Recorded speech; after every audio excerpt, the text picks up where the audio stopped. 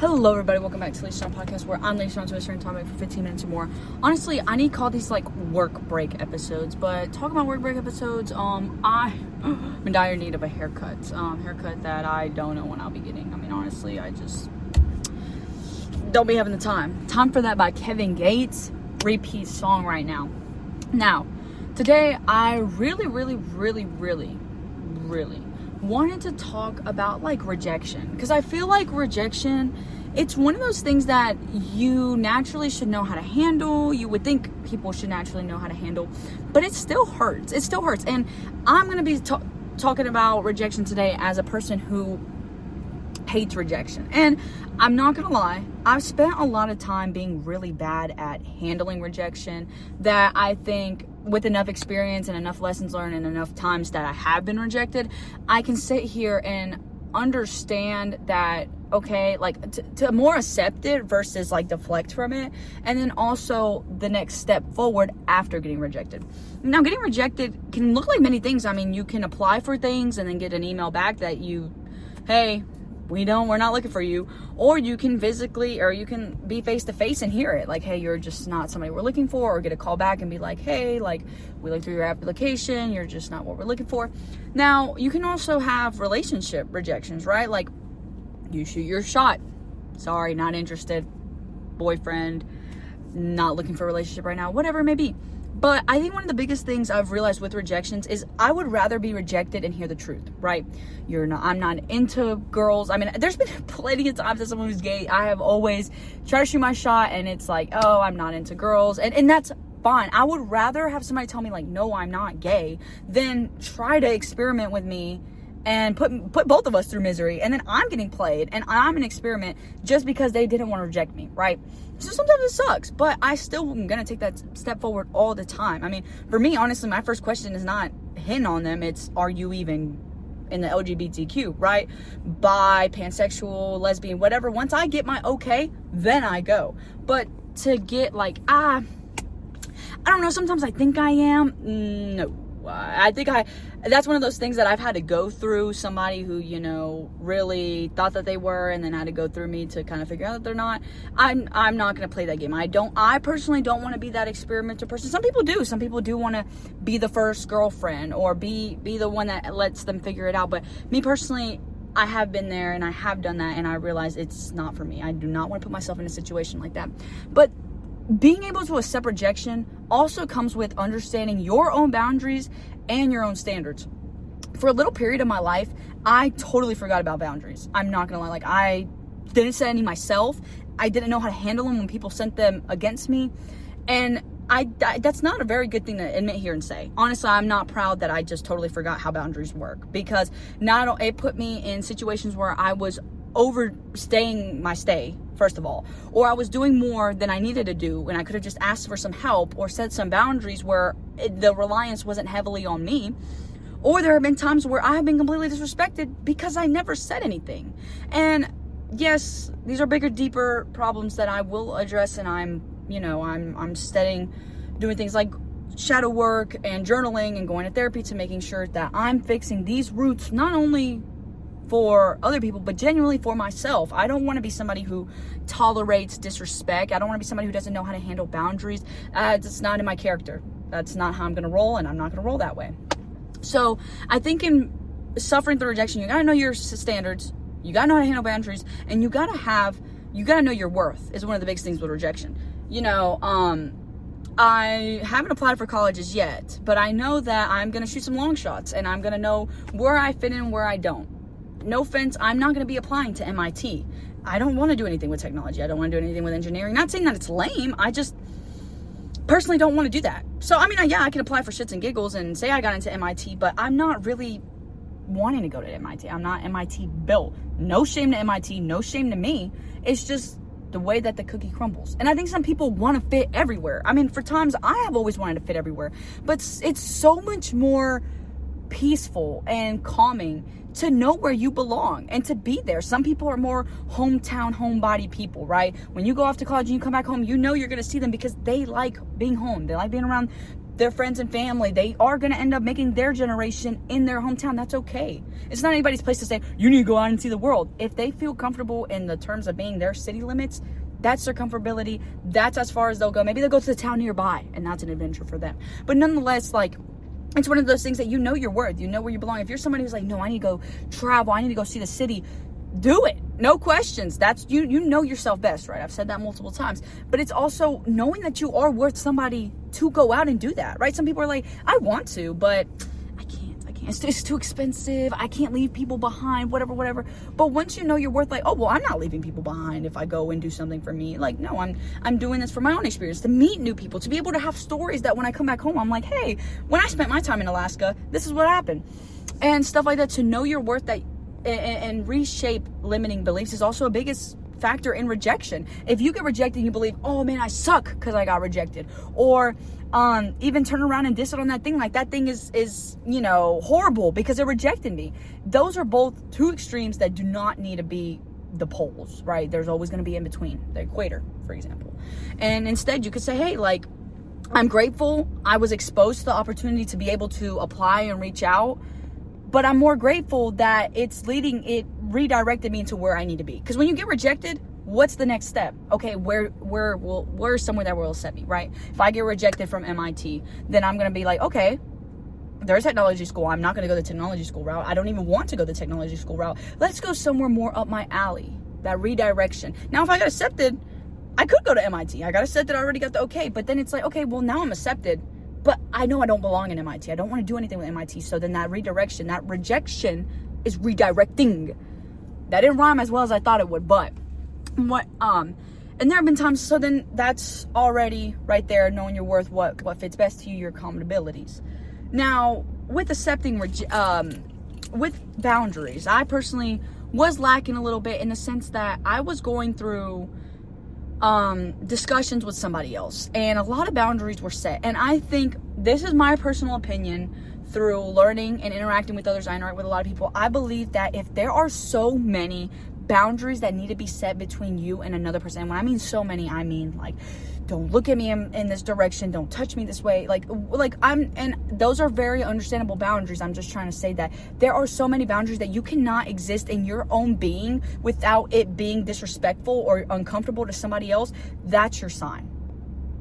That's your sign. And there are understandable boundaries, such as, do not argue with me after 10 p.m. That's a very understandable boundary, right? Your feelings are going to be everywhere. You're sleepy, you're tired, it's too late, sleep on it. That's an understandable boundary.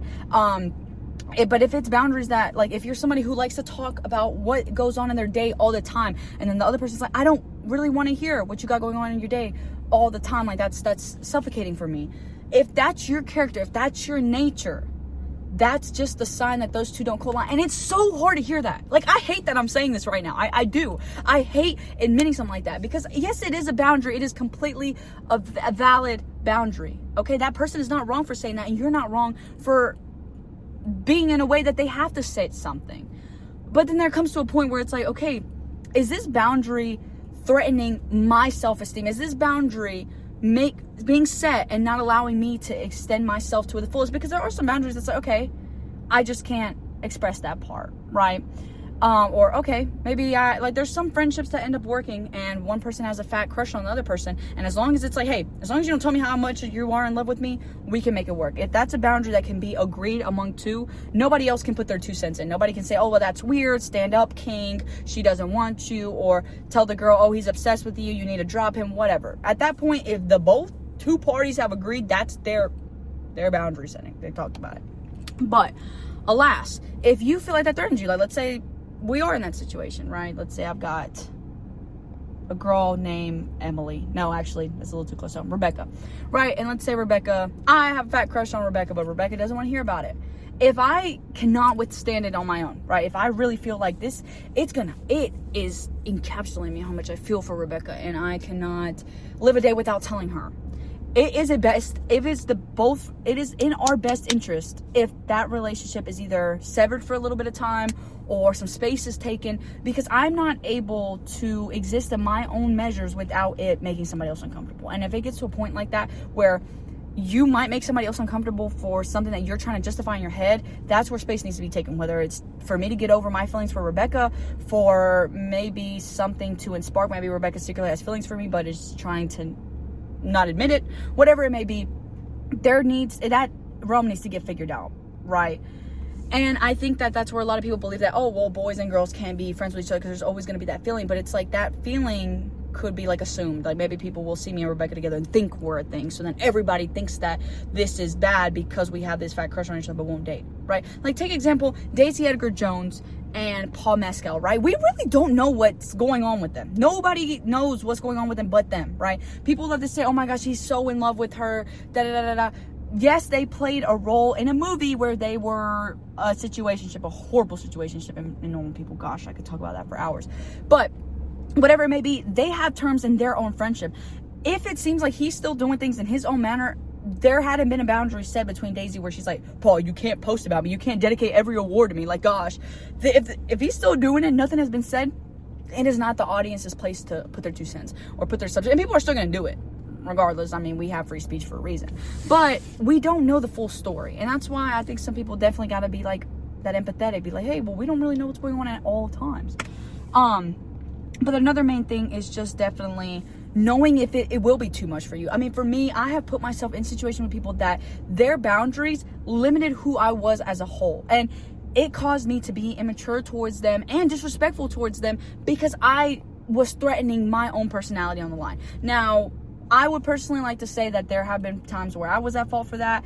You know, I shouldn't have put myself in that situation in the first place. You know, those types of situations aren't like anyone's to blame. It's just like the matter of the Hatter had happened. And now I have learned a lesson. I'm not going to put myself around people that won't appreciate me to my fullest, right? And I understand small boundaries. Like, oh, Priscilla, like maybe on days that I'm on my period, don't be so loud. Okay, that's reasonable. It's a reasonable boundary. Or, hey, Priscilla, like I know you like to mess around and tickle a lot. Don't tickle me. I don't like to be tickled. Okay, that's reasonable. Understandable. Got it.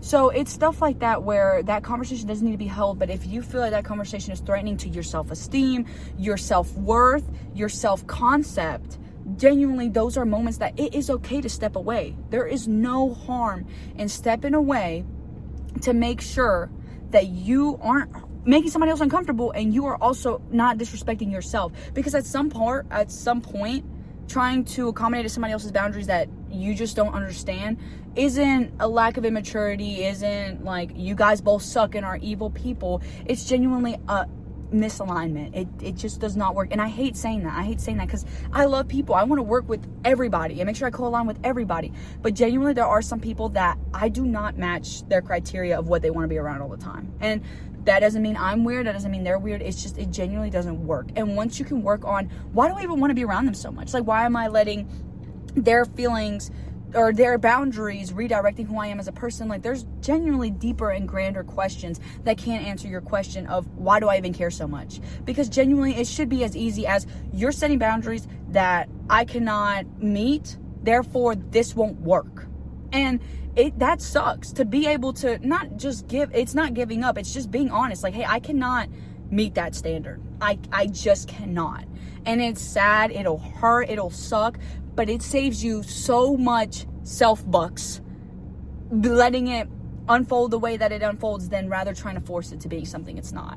And I'm speaking from experiences that I've tried to make circumstances that I'm like, no, it can work, I can do something, they can do something, the circumstances can change, but sometimes they genuinely cannot. And when it comes to circumstances that's out of my control, the more I stayed in them, disrespecting myself and putting myself and lowering my own standards and accustoming to boundaries that made me lose myself, only harmed me in the long run. And in those moments, I would try to redirect the blame. No, you. No, the circumstances. But in reality, I had known from the get-go that I didn't belong there. I knew from the get-go it wouldn't have worked.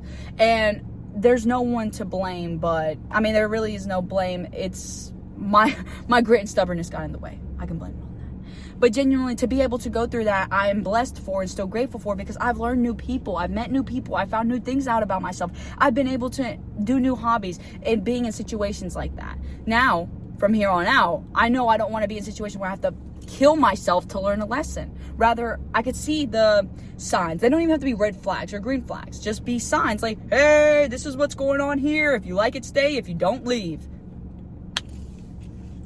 And the more that you can realize those hays and really determine like, hey, am I actually wanting to do this or am I actually not wanting to do this, saves you a ton of time. And when I mean time is sacred. I'm not saying like this will save you 2 minutes. I'm saying rather more, this will save you whether you need to keep going through cycles or toxic cycles or redirect or repurging your own fears, because a lot of this stuff can be figured out on your own. I could have realized a lot of things I found out going on in a journey by myself, but instead I had put myself in situations that had kind of rushed my lesson. And now here I am being able to work through the lessons and be able to, you know, show you guys and be honest with you guys. I mean, I hadn't came out perfect. I had to go through that to be able to say what I'm saying now. And again, these signs aren't red or green. They're just, hey, I'm here. You want it? Come and get it. If you don't, don't. And those things don't need to be regretful. You don't need to do it and then regret that you did it, or don't do it and regret you didn't do it. And I think that that's when sometimes when we really get to overthinking and thinking like, oh my gosh, what if I did the right thing? What if I did the wrong thing? What's going to happen next? Like, what's going to happen in my future? Am I doing this right? Am I doing this wrong? The more thinking that gets to it, the more that you have a chance to regret. And I think that that's when we can live in the present moment and be like, I made this decision. It didn't work so well. I changed my mind. I go through with the following decision. Again, let's say the flags, right? Let's say I go for it. Let's say it's a wave, right? The waves are like, hey, the waves are really high. I would only recommend experienced surfers to come, but it's a public place. You can come and do it, right? Let's say I'm going in and I'm like, all right, these waves are big, but I got it. I go through, I crash, the surfboard hits my head a couple times. I'm like, fuck this. I'm not doing this. I walk away from it. I walk out of the shore, but I tried it and I realized it's not for me. But the more, if I'm being stubborn, I'm like, no, I'm going to try another wave. Boom. Maybe I get a concussion next time. Holy hell, now I done hurt myself trying again. And let's say I'm even more stubborn and keep going again, and next time I break a leg or break an arm and then die. Now that's exaggeration, of course, but it's still a metaphor for just saying that there has to be times where you got to understand, hey, I can't keep throwing myself at it. And if my biggest regret is not putting myself in a position where I'm hurting myself, at least I'm safe and I know that I'm taking care of myself. And sometimes situations have to come to that. Genuinely, it is what it is. Those waves are too high for me. I can change the waves. I can't change the weather to loosen up the waves, but I can walk away from it. And sometimes it's just things like that. But anyways, I have to go back. My break's over. So I hope you guys enjoyed, and stay true to yourselves and know where you belong. If you know something's not going to work out, don't put yourself through it and try to change your mind anyways. See you guys later.